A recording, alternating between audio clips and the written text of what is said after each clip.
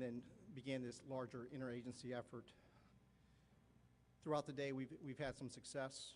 The first of the 2 engines was removed at about 10 o'clock this morning. Noon, we had the fuselage out of the water. And then about 2:30 this afternoon, we began our salvage operations to begin to bring the wing out of the water. Those were our goals for today.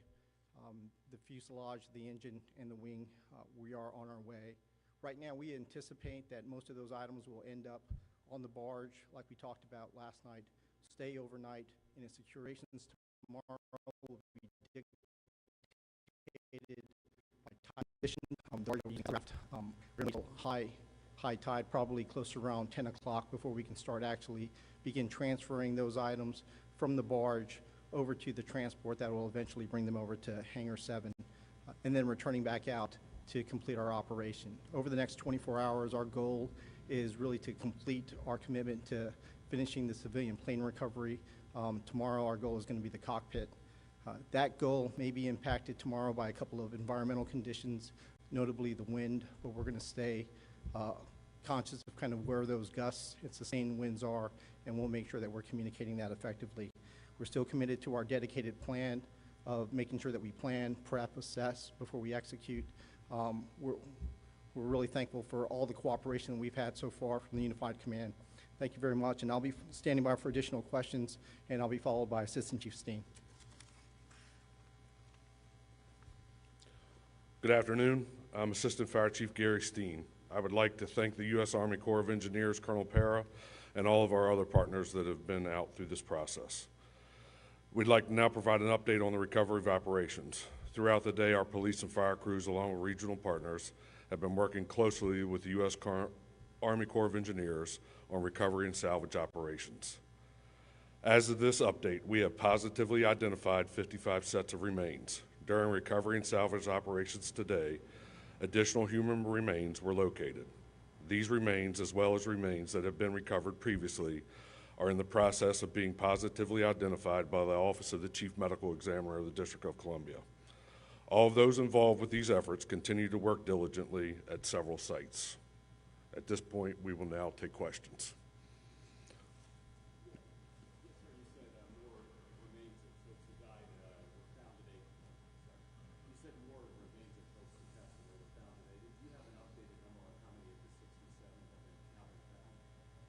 No, we're still at 55 positively identified.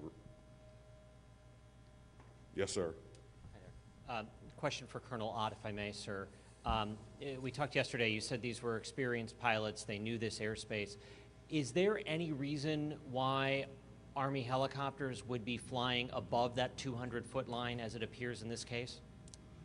Yeah, so I think it's important for us to not speculate, because there are all kinds of reasons that you could deviate from an altitude. You know, something as simple as a flock of birds is in front of you, or you may deviate if you see something that's an obstacle or other threat to your flight. And so I would wait and caution everybody, let's just wait until the NTSB investigation. I know we all want answers. We want to know also. But all that should come out, and we should have a better picture once the cockpit data recorders and that are analyzed.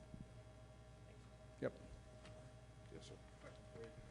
Skylar Henry, CBS News. I know you were talking about the timeline for the salvage operation. Are you still on track with that, given the success today? I know you said that there could potentially be some challenges tomorrow. Could that delay things, or? Yeah, so the question's about whether or not we're concerned about the timeline being delayed for our salvage operations. We do believe that we're on track. I think we were very successful today. Every day we set a goal for what we're trying to accomplish. Our goal for today was to get to the engine, the fuselage, and the wing, and we're going to be successful by the end of the day. Our goal for tomorrow, based on the reduced timeline and the environmental conditions, is the cockpit, and we equally think we're going to be successful. Yes, sir. Hey, Chief, Tom Costello with NBC News. Could you talk about the emotional toll that this must take on these divers who are in the water and trying to recover the remains of these victims, and do it, as you've said over and over again, in a dignified manner. But presumably you're dealing with children and parents and families. I'm just wondering what this does to the divers who are in the water. So the question was about the emotional toll that this takes on the divers and first responders, and even on all of our other partners, right? So this is tragic, right? And we've had peer support in place since the first hours of the incident to help provide that additional help that they need. And we will continue with that throughout the rest of their careers if necessary to provide them that support. But I mean, it is tragic, and everything imaginable that you can think of, right? That is what they're dealing with day in and day out. And we're going to continue to provide support to them. Yes, sir. Can you describe how you came up with this plan to strategically take out each of those elements as you just described? Yeah, so, the process that we do, and this is, typical for most salvage operations, is to ensure that you understand the environment.